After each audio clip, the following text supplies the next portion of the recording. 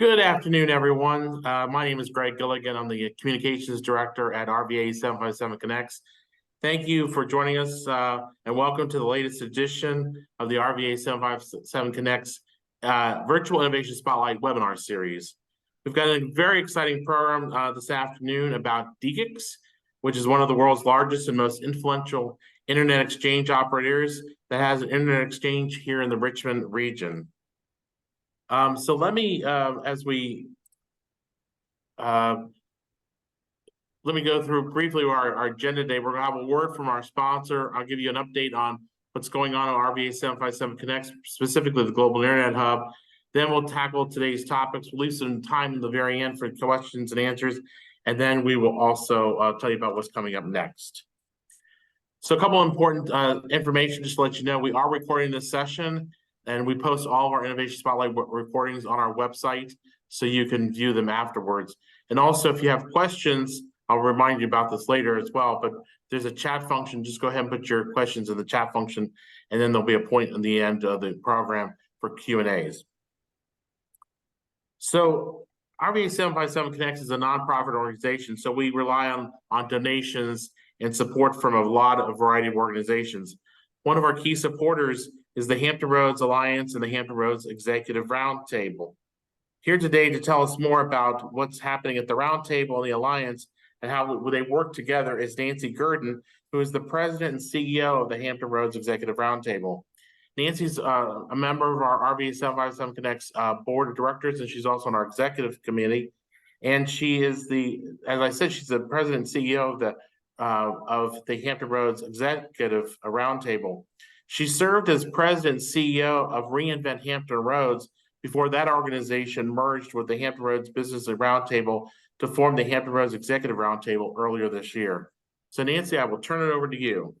Great. Well, thank you, Greg. And I'm really excited to be here to be a part of the RVA 757 series, but also on behalf of the Hampton Roads region. Again, I'm here on behalf of my organization and also Doug Smith, who serves as the president and CEO of the Hampton Roads Alliance. We are really two very key organizations in the region's economic development infrastructure. Just a couple of sentences about us, and then I'd really like to just say a couple of really important things about Hampton Roads that relate to this topic. My organization is really all about regional strategy. We look at how can we actually grow the trajectory of the economic development growth here in Hampton Roads. And we look at it through a couple of lenses. Number one, through incorporating more innovation and entrepreneurship in everything that we do, in terms of looking sort of over the horizon, identifying problems and opportunities. And number three, we have the privilege of serving as the support organization for Go Virginia Region 5, which is a very innovative program in the Commonwealth of Virginia. The Alliance, one of my partner organizations, is extremely involved in business development, business attraction, and expansions, and really plays a key pivotal role in our region in those regards. What's exciting about our region is we have spent a lot of time this year in terms of aligning our roles and responsibilities so that we have a combination of swim lanes, but also a point of contact, because as we all know, we have a lot of districts and a lot of cities in the Hampton Roads region, but we have some really amazing all regional organizations that can really facilitate that engagement. So moving on to the next slide, a couple things that relate to this topic. Obviously, I think it's well known now, certainly among the individuals on this webinar, that Hampton Roads and Virginia Beach in particular are home to the subsea cable landing sites. We've got 3 operating today at a location, Camp Pendleton, and we've got capacity for a 4th. The city of Virginia Beach has really played a leadership role here in planning sites for those, and obviously we're expecting more. So this is a really important regional connection for us as we build out our infrastructure. On the next slide, I'd like to actually say there are probably a couple things that are worth repeating that are 5 facts about our region. Number one, as I mentioned earlier, we are literally 17 cities. And we run the gamut from obviously Williamsburg and Virginia Beach, the Eastern Shore, all the way to Franklin and the Isle of Wight. So it's an amazing region with a lot of assets and opportunities. And the beauty of having regional groups such as ours is we really play a coordination role and clearly do the same as it relates to the RVA 757 group, and specifically around the Global Internet Hub and how we want to implement that. So 5 maybe kind of fun facts about our area on the next slide. Number one, all of that area adds up to 1.75 million eyeballs. Actually, multiply that by 2. And those are literally the people who live, work, and play here in our region. We've got a very large workforce, 850,000. In fact, we heard yesterday on a newest economic report that we are actually making some very good progress from coming out from underneath COVID and other kinds of things. And we have a very young workforce. Median age workforce is 36. And we learned yesterday also that a lot of our retiring veterans stay in the workforce. So it's a really pretty important thing. So when you add it all up with Richmond, you've got 3 million plus, and obviously that puts us in the top 20, which is why we're so excited to participate in the mega region work. So on to number 2, growth industries. This is a list of the major industries in Hampton Roads that are prevalent and growing, running from port operations, advanced manufacturing, cybersecurity, shipbuilding, repair, water, uncrewed systems, and clean energy. And once again, we learned yesterday from our regional economic development and data collection staff that these industries are growing more than 1.0. We understand about location quotients, which means that they're continuing to grow, and they're clearly big users of all of this digital capacity. So a lot of potential here. Fun fact 3, aside from the subsea cables, we are spending a lot of time as a region to really build out the terrestrial networks. And Bob Crum, who represents the planning district, eloquently talks about the fact that we have continued to build out the fiber ring on the south side, as you can see in the black ring there. But we're continuing to look at building out capacity into the peninsula so that we ultimately would have a pathway here that would connect literally the entire mega region. And it's really important because it's a combination of public investment. We have a utility organization that really manages a lot of this, but it's really been a major regional initiative to continue to build out this infrastructure. Number 4, we have a lot of cybersecurity talent here. And it's highlighted on this particular slide, back to the location quotient idea. Anything higher than 1 is a good thing. So clearly we have a very high percent here in the Hampton Roads region, and compared to Washington, D.C. and many of our other sister regions. So the reason for that is a combination of industries, universities leaning into the talent, and a lot of growth areas that we've discovered as a result of the industry clusters happening here. And then finally, number 5, we as a region really are acting to build out an aggressive framework to grow the digital talent and innovation. The slide you show here is a recent study that really points out, as an ecosystem in a region, we have a number of these assets and opportunities today, and a real opportunity for our major universities and our community colleges to build out talent pathways and to partner more directly, not only with these amazing federal facilities we have like Jefferson Lab, NASA Langley, and others, but the corporate side. So it's really an ecosystem infrastructure approach that we're taking here in the region. So the reason this is all important, and is really maybe a good segue to our speaker here today, is Hampton Roads is certainly all in, as you can see on the next slide to close, to really support this area and to really be a major partner in terms of the RBA 757 Global Internet Hub project. So with that, Greg, I'm going to turn it back over to you. Great. Thank you so much, Nancy, for all your support, and also to Doug Smith, who's the CEO of the Alliance, for all of his support too. So let me give you a little bit of an update on what's happening with RBA 757 Connects. And our mantra is that we're an organization that's bringing the power of convening, connecting, and collaborating to the mega region. We're a nonprofit organization dedicated to improving the economic success and quality of life for everybody from the Richmond region, which we call RVA, all the way down to Hampton Roads, which we call 757. We're a network of leaders representing businesses, community, and higher education. And we're advancing the Richmond and Hampton Roads mega region as the I-64 Innovation Corridor. As you can see, we're pursuing a number of different priorities. One of them is becoming a global internet hub here in the mega region. This is an effort that we've been spearheading for the past 2 years. We created by creating a strategic plan, and we finalized that plan. You know, we had for the past year, we started with a steering committee that met. We had more than 60 members. We met monthly last July through February of this year. We completed the strategic plan earlier this year, and now I want to give you just a quick update on that, what we're trying to do to launch this mega region as the next global internet hub. Well, number one is establish a global internet hub council, which we have done. Through outreach and education, increase awareness, familiarity, and support among local stakeholders in the I-64 Innovation Corridor for digital infrastructure development. Number three, we're increasing the international awareness of and familiarity with the I-64 Innovation Corridor among the global digital infrastructure community in general, and also digital infrastructure investors in particular. And we also want to be able to attract more international subsea cables here as well. Number four, we're supporting the growth of robust local internet networks and routes connecting other hub markets. We're number five, we are trying to attract additional international subsea cables, securing additional landing sites, diversifying cable landing stations, and working to promote a no anchor protection zone. Number six, we're supporting the growth of data centers in the mega region. Number seven, we're encouraging the growth of internet exchanges, internet exchange points.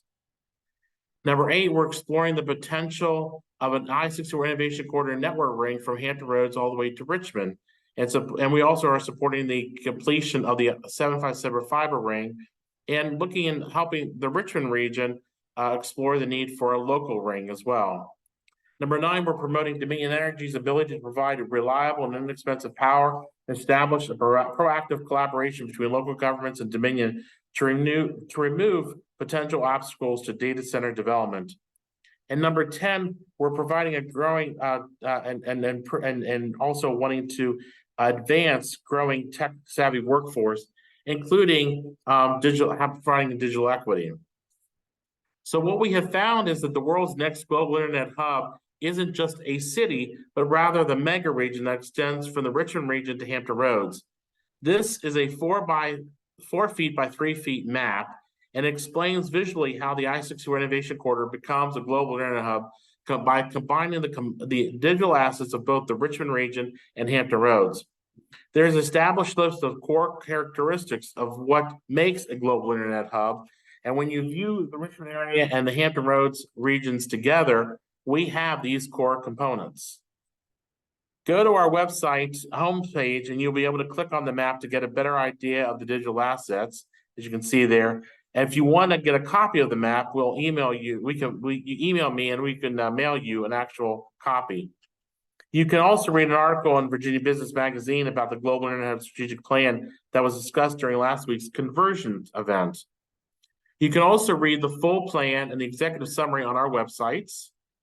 And you can also go to our website where there are PowerPoint presentations from last week's Convergence event. And Convergence is a day-long interregional gathering of representatives from the Richmond and Hampton Roads regions. It's an event that's sponsored by Chamber RVA, the Hampton Roads Chamber, and RVA 757 Connects. You can look at the presentations on our website under the Convergence 2023 tab on the homepage. And we got some big news out of Convergence last week. They are going to start widening Interstate 64, that 29-mile gap between Richmond and Williamsburg. Construction should start next month, and the entire 29-mile gap project should be finished by the summer of 2028. So today, our topic for our webinar is we're featuring German-based technology company DE-CIX, which is one of the world's largest and most influential internet exchange operators that is established at locations inside 3 data centers here in the Richmond area. Having an internet exchange is key to our mega region becoming a recognized global internet hub. As you saw previously, one of our strategic recommendations in our path or in our plan is to encourage the growth of internet exchange and internet exchange points both in the Richmond region and in Hampton Roads. We have an internet exchange, but Hampton Roads doesn't.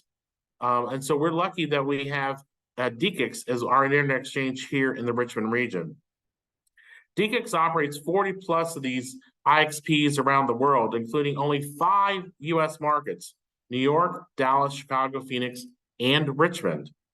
DE-CIX plays a pivotal role by serving as a crucial connectivity hub for the exchange of internet traffic among various networks, including internet service providers, content providers, social network providers, and cloud providers. So with me today is Ivo Ivanov, who will tell us more about DE-CIX and why DE-CIX chose the Richmond area to establish an internet exchange point distributed across 3 data centers, 2 in Henrico and 1 in Hanover. Ivo has been the CEO of DE-CIX and a board chair of the DE-CIX Group AG since 2022. And prior to this, he was the chief operating officer of DE-CIX and CEO of DE-CIX International. He joined DE-CIX in 2007. Ivo is a dynamic speaker. I met him last November during the Internet Ecosystem Innovation Committee second NAP summit here in the Richmond region, where there was also an official ribbon cutting ceremony for the opening of the DE-CIX Richmond Internet Exchange.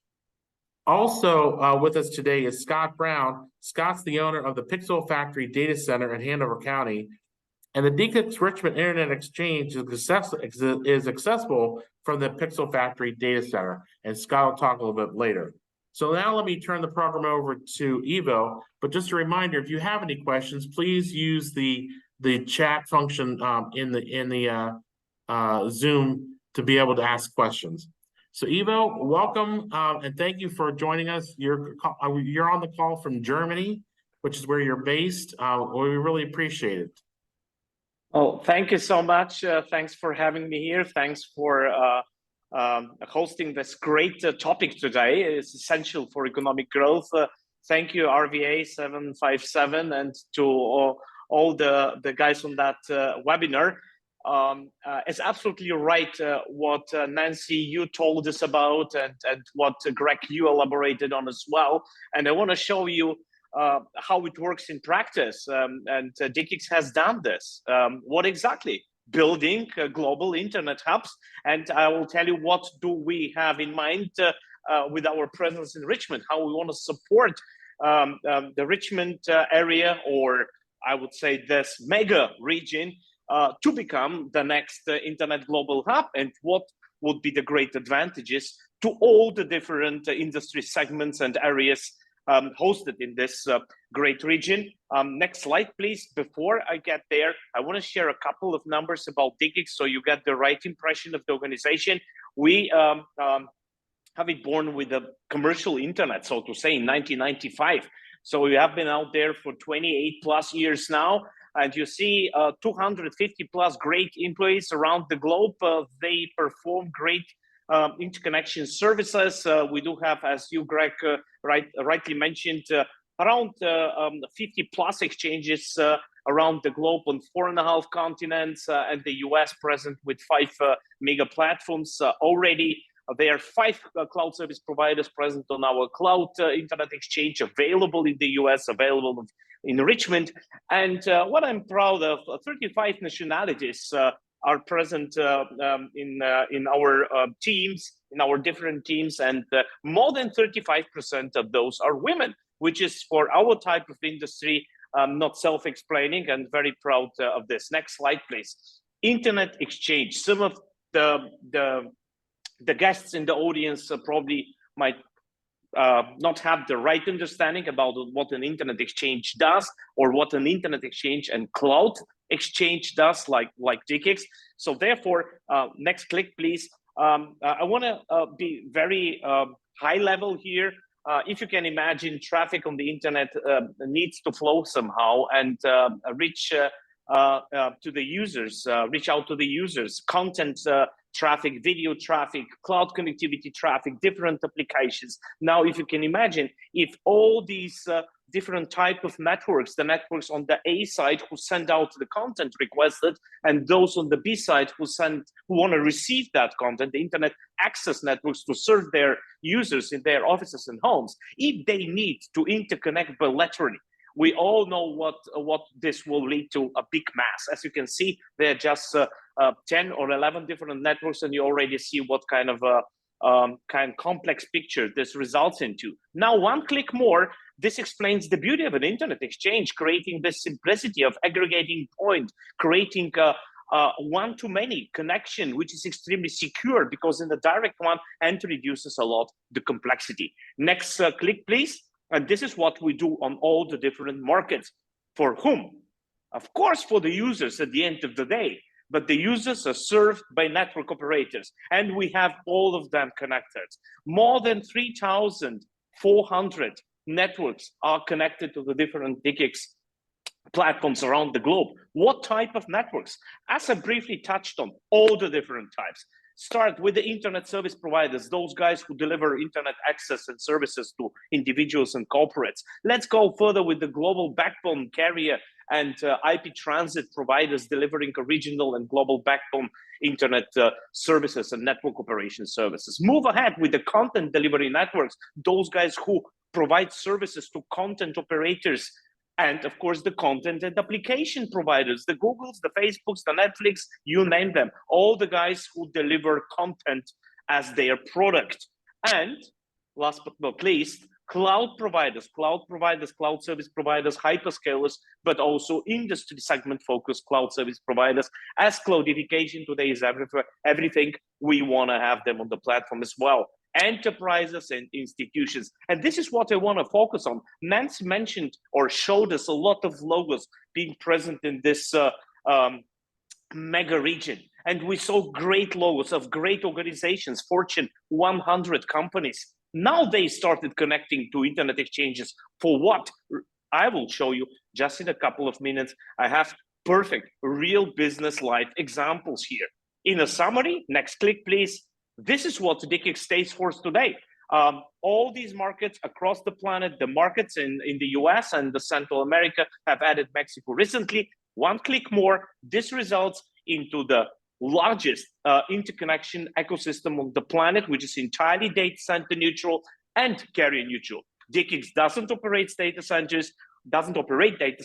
We partner with data centers like the one Scott Brown manages in Richmond. We have hundreds of different data center partners, and we are not a carrier. Carriers are our customers and partners as well. This makes us extremely well distributed and extremely easy to be used because present almost everywhere and not limited to just one data center offering only. Next slide, please. Talking about international internet hubs. Everybody can ask him or herself, why do we need this? What is the result of having an international or global internet hub? It sounds great, but what is in fact the benefit of it? And we all have the assumptions. You presented your great studies available on your website. And we have done our study as well using a real business life example, which happened, and we created that. Let me invite you to a journey to Dubai. The next slide, please. In year 2012, October 2012, DE-CIX entered the market of the UAE, establishing a platform in Dubai. Next slide. This was 10 years back. And what was in there? Desert.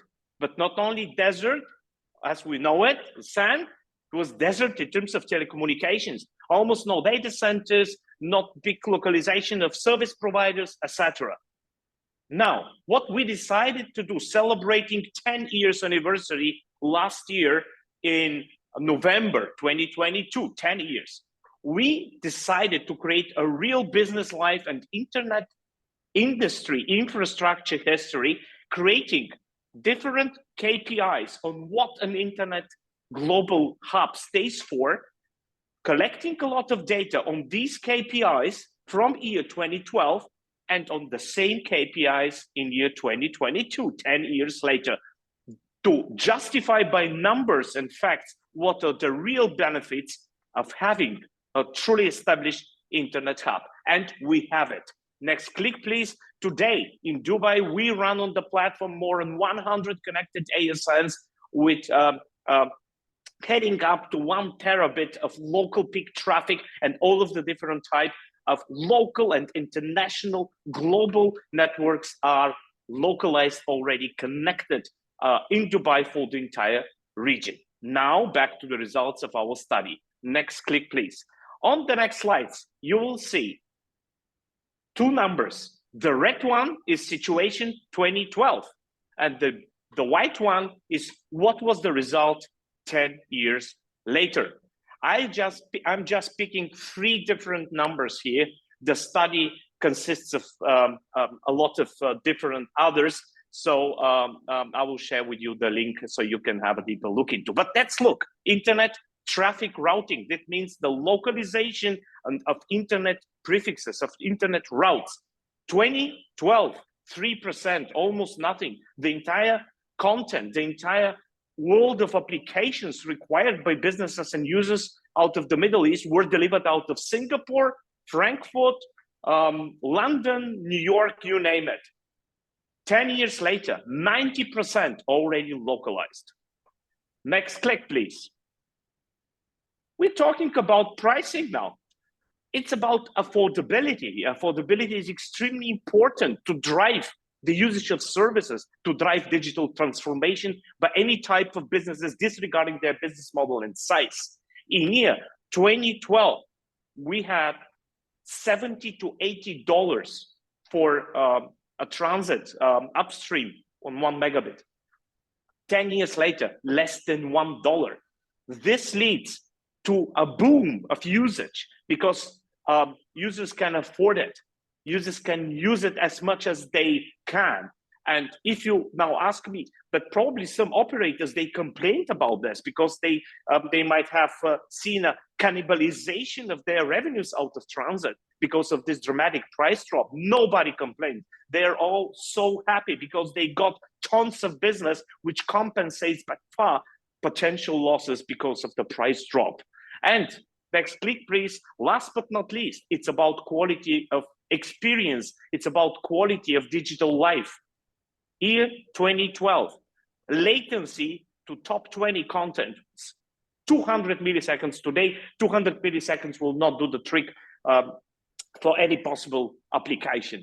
10 years later, 3 milliseconds, which means the experience is now great because a lot of applications and content needed have been localized. This is, dear friends of infrastructure, a true example of what an internet hub, a global internet hub, can deliver as benefits to businesses and users. A couple of, one more click, please. With a lot of further advantages, creating digital projects around the entire value chain, the economy, like police without policemen projects, smart Dubai, smart UAE, a lot of advantages for business and private users. I don't want to get into too many details here. Next click, please. That's the study. You can download it on the DE-CIX website and have a deeper look into if you wish to do so as an extremely interesting example. Next click, please. Now, let's talk about Richmond. Translating what I just explained to Richmond. Next click, please. Where Richmond does stay today, somehow still in the shadow of historical hubs. Talking about Ashburn, Virginia, being there for ages. New York being there for ages as interconnection hubs. Richmond deserves better. The East Coast deserves better. The Mid-Atlantic corridor of traffic exchange between US, Europe, and beyond deserves better. Therefore, we do have the great projects Nancy touched briefly on, landing on Virginia Beach, the Virginia Beach shore, and we will have more in the future. Now, next click, please. I think Richmond has a great advantage and a great foundation to leverage on all this. You see, all these different industries are present in the region of Richmond. And you see a phrase, you can read a phrase here, I love to repeat as much as I can. Latency is the new currency. Latency measures the availability of content, of applications, the proximity to users. And the more users we see actually concentrated in this big region, in this mega region, the higher the need to serve those users, to serve their digital needs in terms of infrastructure, but also at the same time, the higher the potential for creating in Richmond and in the mega region around it, the next true international business and interconnection internet hub. Next click, please. One more. I talked about this. We have the proximity to Virginia Beach. Nancy elaborated on this already. So there are a lot of subsea cable landing already, more projects to come, more investments to be done in terms of subsea landing stations, as we learned already. So I don't want to elaborate on this. And this is a great foundation again. This is a great foundation on the infrastructure side to create in the mega region the next complementary offering on the internet side to on the East Coast of the US to Ashburn and New York. Next click, please. Now, let's summarize the key elements in terms of, next click, internet infrastructure success factors, the basic layer, the foundation for this. Of course, it's demand for connectivity, tons of organizations, millions of users. This creates demand. Next click, please. The next one is submarine cables, carriers, ISPs. They start to land because the infrastructure isn't built. The infrastructure has been delivered partially. Next click, please. Data center investments like the Scots one, like others who are present. That QTS is there, FlexCenture is there. More to come in the greater area of Richmond. And last but not least, of course, this will lead, I know it, I presented this based on the Dubai example, to arrival of cloud, arrival of CDN, arrival of cloud, of content networks. Next click, they all will be served with our help to grow the gravity of digital services laid down on this great foundation. Next click, please. Now, having all this as a summary of the today's situation with outlook in terms of infrastructure, what is in if we are able to create it, and why it's important to work on this, why the goal is a great one and will have an extremely important economic impact, not only on the mega region, but I would say on the nation and beyond the East Coast economy.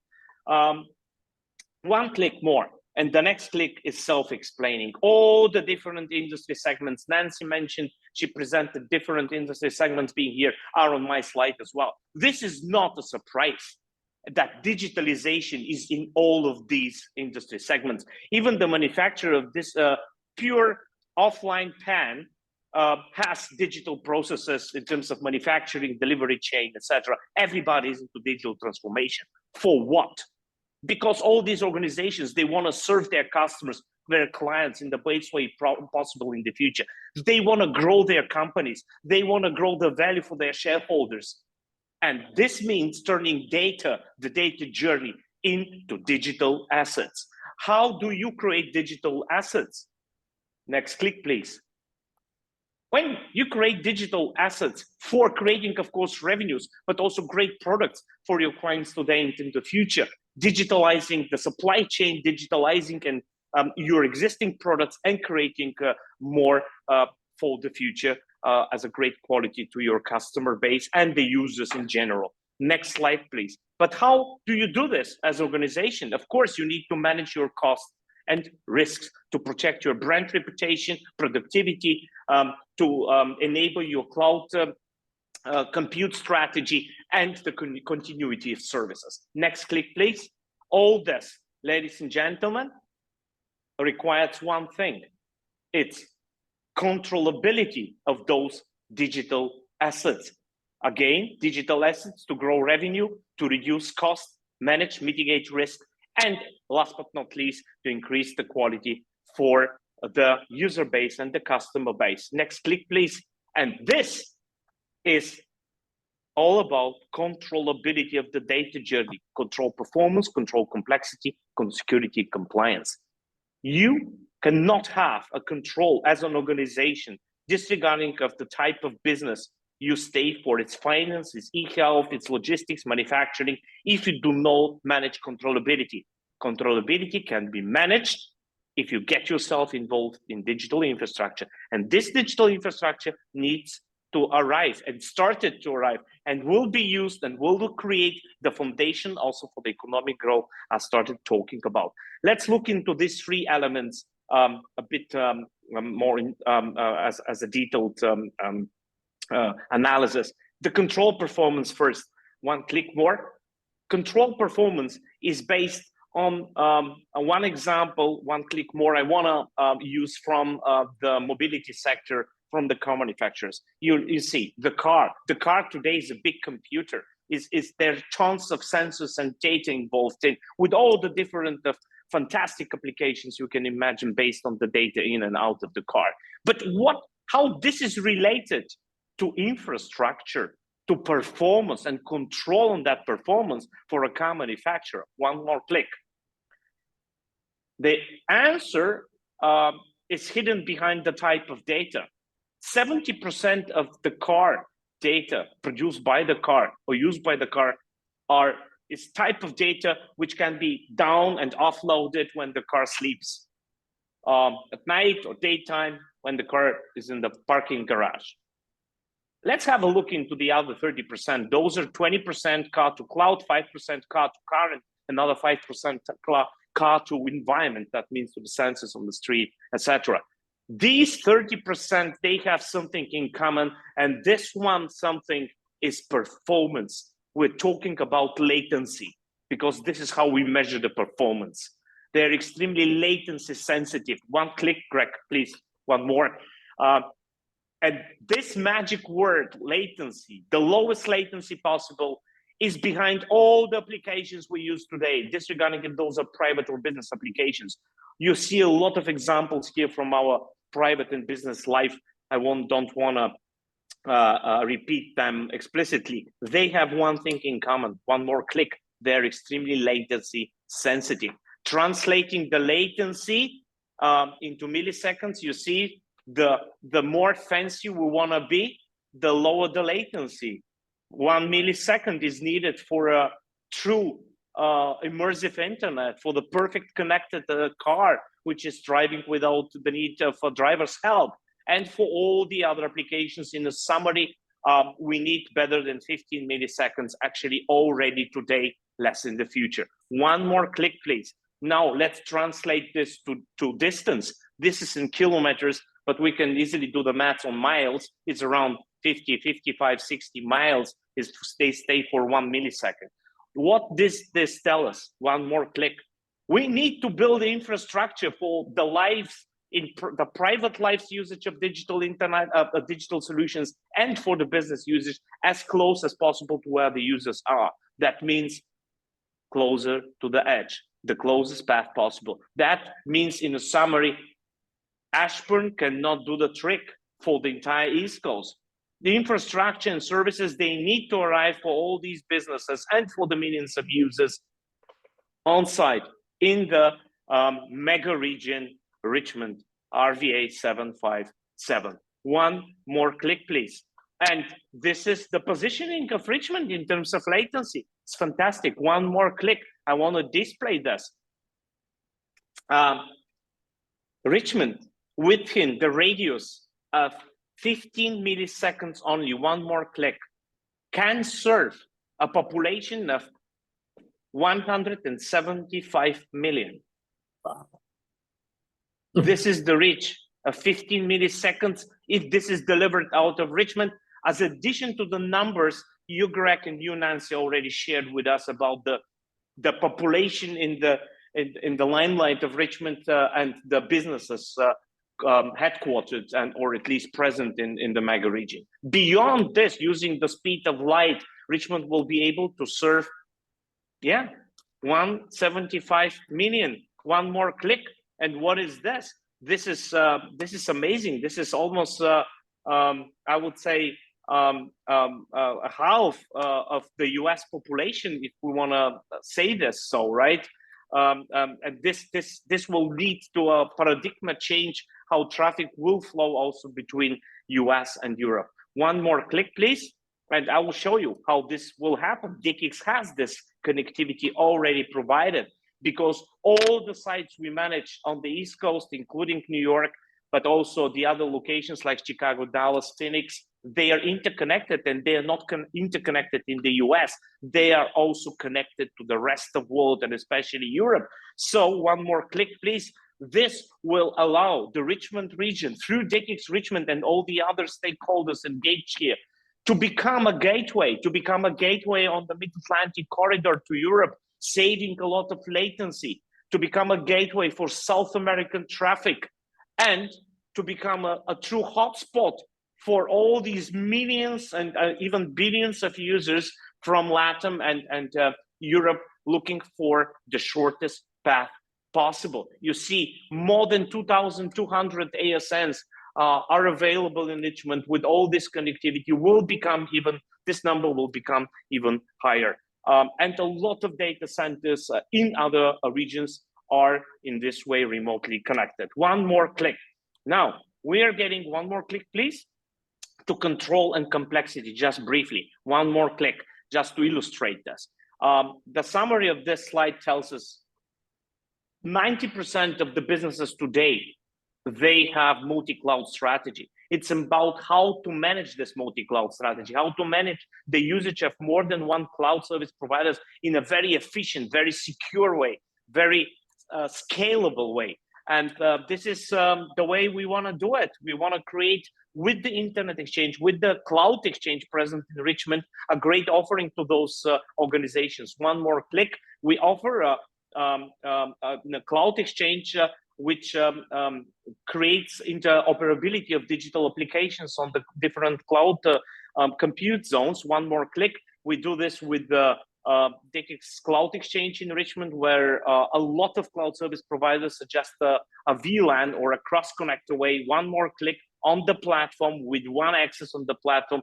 You get this universe of cloud service providers, great products for all those companies who use Microsoft 365, M365, with a completely new performance on quality and security. A construction company, guys, connected for this service to DE-CIX, and if you would have asked me 5 years back, do you think a construction company will use the Internet Exchange? I would have told you a nice dream further. This will never happen, or not at least soon. Now this dream became true, and they reported a decrease of latency by 90%, and also, and which is the even more important number, decrease by 50% of all Office IT complaint tickets for 35,000 seats. This is money saving. This is satisfaction increase. This makes people feel happy and just allow them doing their jobs instead of waiting for the CRM or ERP system or the team's better audio and quality performance. Next click, please. Last but not least, there is a cloud router also available, managing the different cloud connectivity solutions for organizations who have multi-cloud strategy, as we learned 90% of the companies today. Next click, please. Last but not least, a brief touch on control, security, and compliance. One more click, which is the third element of the general controllability topic of the data journey. And the control means also to have a secure path. 80% of the organizations today, they control their traffic cloud connectivity actually not in a very good way, because they use the public internet only. And this is, of course, I would say, not the most secure option, as we know. Their attacks, their lacks of security possible, and a lot of other risks in terms of compliance, especially if we talk about businesses like finance, healthcare, really sensitive if it comes to security and data privacy. Next click, please. This is what we offer. Companies can build using the DE-CIX Richmond ecosystem, literally their own internet, their own interconnection ecosystem, serving their interconnection demand with private ecosystems on the platform with all the security, efficiency, cost savings, and performance advantages I spoke about earlier. One more click to summarize. That's all about. It's about neutrality. It's extremely distributed. It's open, resilient. This is how infrastructure should look like. And we believe with delivering this to the mega region of RVA 757, we will contribute with all the other stakeholders on today's call, but also in the audience and beyond this, to a better life for private and business users in this great part of the US and beyond of this. Thank you so much for your attention, and very happy about this initiative.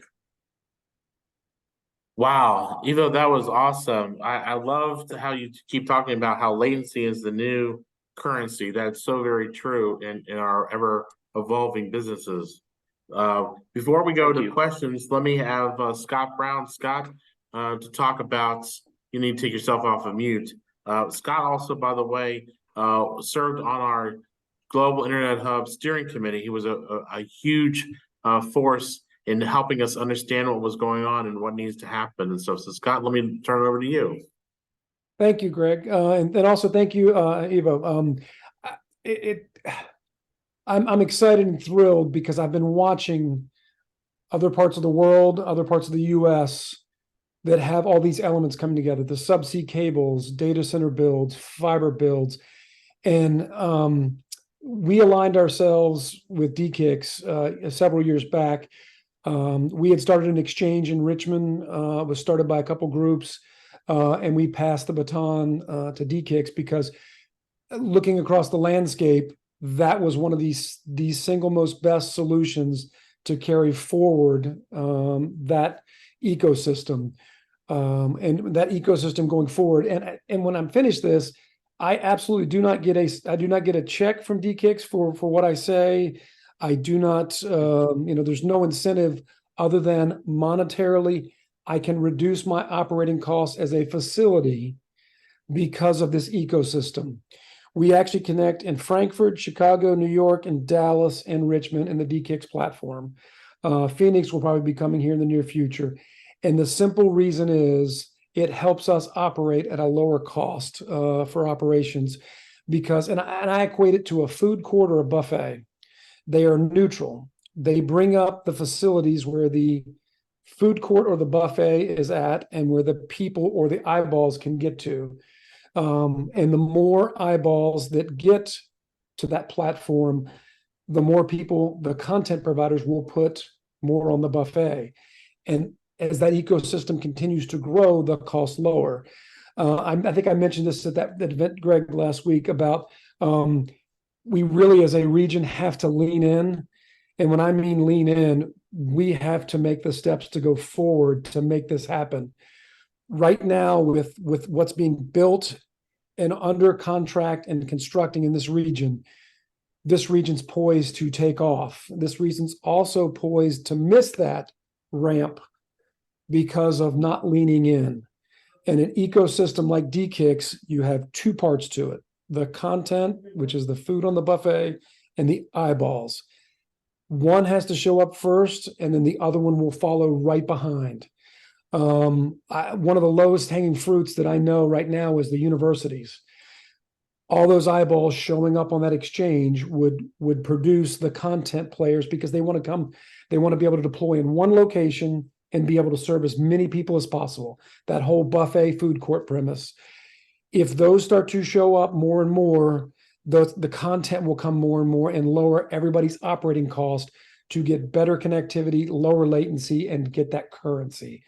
And when I say lean in, one has to happen before the other one. And in this region, everything's aligning, and it's up to us to not miss this opportunity with this alignment. We've watched Marseille, we've watched, I think it's Oregon on the West Coast. All of those have come together, and Richmond actually has, I think, several more pieces tying toward the east with the Hampton, Virginia Beach, and everything else that's going there. As a little quadrant alone, not gonna. We're gonna miss some steps. But as a huge region going after this solution, we are poised to make this. It's going to be a game changer for the region, and it's going to put it. Ashburn has been the central hub where everything has been occurring, and now there's stuff that's changing in Ashburn where it's allowing other regions to expand. Cables coming into the beach, the lower latency that way, more content, more data centers, the fiber builds down toward the beach. We are poised to take advantage of it. The big thing that scares me, and I think I'm going to quote Anthony Romanelli from that meeting last year. I hope I don't find out this is the best kept secret that nobody knew about. And that was one of his best quotes. And that was because it's staggering how much stuff is aligned to come together. If we waited for DE-CIX and their sales force to identify everybody, I think we're going to miss the boat because it's simply just too much of a monumental task. Every university, every business that can use this solution needs to push forward, and as a whole and a community, we can win. It's as simple as that. And it's not only win because of the content and the connectivity, it can also elevate communities in our rural areas where the fiber is now being deployed. every one of those areas that everybody's incredibly hungry for that content, and all that content, it's most cost effective. If you have to run garden hoses to 20 different places, that's not cost effective. But if you have to run a garden hose to get that content to one platform or one place, it just simply makes business economic sense. And this is not simply a pitch, because like I said, I don't collect a check for going to connect to DE-CIX. I can operate at a lower cost because of that, which I win with the more eyeballs and the more content. Each one of those groups win. And if they connect to other data centers that are on that same platform, it's that whole ecosystem and that food court all evolving. And it's got to be done to make this region explode. And we're poised, we're right on the edge of just hitting that top of the mountain. And I hope that kind of brings it down to the level of technology understanding. Because if the IT people, which we don't have a lot of IT people on the conferences, we have the CIOs, CFOs, presidents, the ones that can help drive that ship, that can make that difference, and have people make those. Hey, what about doing this for the region? And we're poised to make it come together. And I hope that brings it down to a consumer eyeball, CEO, CIO understanding of how we can make a difference in this region. That map shows you what is in play and how, if it all connects, will be a massive play for this region. Great, Scott. Thank you so very much. That was great. Let's again, if you have any questions, I have one big question for Ivo. Can you give us a sense? You've been in the Richmond region now for a year officially. What's the growth been like? I mean, can you give us a sense of what how much traffic you've been doing? No, we have now more than 30 plus networks already connected, exchanging traffic actively on the platform. And the beauty is we saw first corporate networks being directly connected to the platform for the different type of cloud connectivity solution or solutions I just briefly touched on, like the M365 for those who use M365 seats in their corporate organization. This started to happen. We will be focusing more and more in the future is getting more CDNs, more content networks to motivating them to arrive further on site in the mega region and in Richmond specifically, given the data center investment. So the homes are partially already built. So all these type of networks are invited to arrive now, having this beautiful foundation of infrastructure, not a regional one, but also cross-Atlantic one, which is extremely important down to Europe, but also to LATAM. I think this creates a much higher level of attractiveness for the Googles, the Facebooks, the Microsofts, all of them to arrive on site in Richmond, just serving in a better way their corporate and private users. It's also about satisfaction level of satisfaction of their users. And we know that all these organizations are extremely sensitive about this. So the solution will be to localize also their infrastructure components. And we want to invite all of them, and we invite all of them to arrive as soon as possible in Richmond and serve the millions in that mega region out of Richmond and not out of Ashburn. So Eva, let me ask you, is there a chance, are you all looking at, or should somebody else be looking at the Hampton Roads region in terms of having an IX or an IXP? Should there be one down there? We have one up here, but should we have one down there as well? And how do we go about that? I think it's a natural next step, can be a natural next step to extend this ecosystem. Our belief is already to present a very distributed approach. So having all this subsea connectivity landing there, I think is a great answer already to your question. DE-CIX always have extended the different platforms. We operate in all these different metros around the globe. Just to give you an idea, in the greater Frankfurt area, we do operate a presence in 40 different data centers. And those are not in the city of Frankfurt only, they're in a greater area.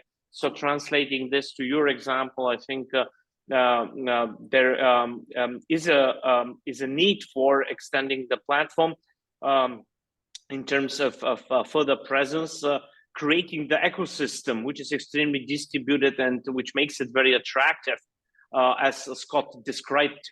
Why a distributed ecosystem is very attractive. It's attractive because the different network operators, they can pick up the data center of their choice and the service provider of their choice, at the same time participating in one integrated ecosystem. And the second reason for why a widely distributed ecosystem and presence of an internet exchange in a wider region is important is also for redundancy and security reasons. So a network operator can pick up more than just one data center, connecting to the same ecosystem physically into redundant and physically separated access locations, which creates the resilience we're talking about, especially if it comes to corporate usage of digital solutions. That's great. Thank you. We will be back in touch with you about that, so we can Absolutely. pursue that. And Nancy has a yeah, ahead, I actually have a follow-on question to that, because that's exactly, Greg, what I was going to ask. I mean, as a practical matter, from the Hampton Roads perspective, is a better strategy to push more volume, all the users that you described, companies, universities, federal partners, and so on, through the existing data exchange, DE-CIX, or create another one? I think we need to understand sort of that piece. I think, of course, creating another one, this is not my call. I would prefer to extend the existing platform because it's integrated and it's very open, it's neutral, it's highly distributed. We do not isolate different stakeholders in terms of data center operators or infrastructure stakeholders. Just the opposite is the case. Creating an integrated approach is extremely important. Because the risk of creating more fragmentation, right, is also there. We have to build up first the foundation for a really strong ecosystem before thinking about complementary ecosystem solutions. And the ecosystem is, again, as I want to repeat again, neutral, extremely attractive and easy to access, and ready to enable all the different data center operators. We have proven this in so many different markets. I gave the example of Dubai, but I want to give you another one. In New York, when we entered New York 10 years back, actually in March next year, we celebrate 10 years. We presented this distributed and data center and carrier neutral internet exchange ecosystem model for the first time in New York City. And just within a couple of years only, we passed on existing solutions which have been deployed as extremely data center isolated, right? And at the same time, highly fragmented. The result was that the growth of an ecosystem in New York was just not in place. Now, 10 years later, we operate the fourth largest ecosystem in the entire US there, consisting of almost 300 network operators and more than 20 data centers enabled, which is of a great benefit for all the different stakeholders. So to answer your question in 2 sentences, we're ready to talk to enable the 75/7 region, extending the platform, creating this great attractiveness of a mega region interconnection platform. That's in my eyes the next step needed. Great. Well, thank you, Eva. I really do appreciate it. The witching hour of 1 o'clock is closely approaching to us. And Scott, thank you very much for you. Let me just continue just with a quick couple updates, just to let people know what's happening, going forward. Just so you know, you can go to our website. You can see our 4 major focus initiatives: the Global Internet Hub, the I-64 Gap, Bike Walk Trails, and Passenger Rail. A reminder that this session is being recorded. You can go to our website probably later this afternoon, and you'll be able to view this on our website. Then also you can see other of our Innovation Spotlight webinars as well. They're all on our website under the either 2023 or last year 2022. And you can learn more about the Global Internet Hub, by going to globalinternethub.org. We have a website there that we operate that talks about becoming the world's next global internet hub. Our next Innovation Spotlight will be on Wednesday, November the 1st, from noon to 1 o'clock. So I hope you can join us for that. And thanks again, Nancy, the Hampton Roads Executive Roundtable and the Hampton Roads Alliance for your support and sponsorship of today's webinar. Again, thank you, Ivo. We really do appreciate you spending the time. It's your dinner time now, so now you can go off and have that beer because you're in Germany, or whatever you want to drink, and have some food. But thank you very much again for your support and for being on this. Again, Scott, thank you for being on this as well. And thanks to Peter, even one of your cohorts here in the United States, for helping to arrange this as well. Peter, we really do appreciate that. Thanks to everybody else for joining us on this webinar, and we'll see you on November the 1st. Have a great afternoon.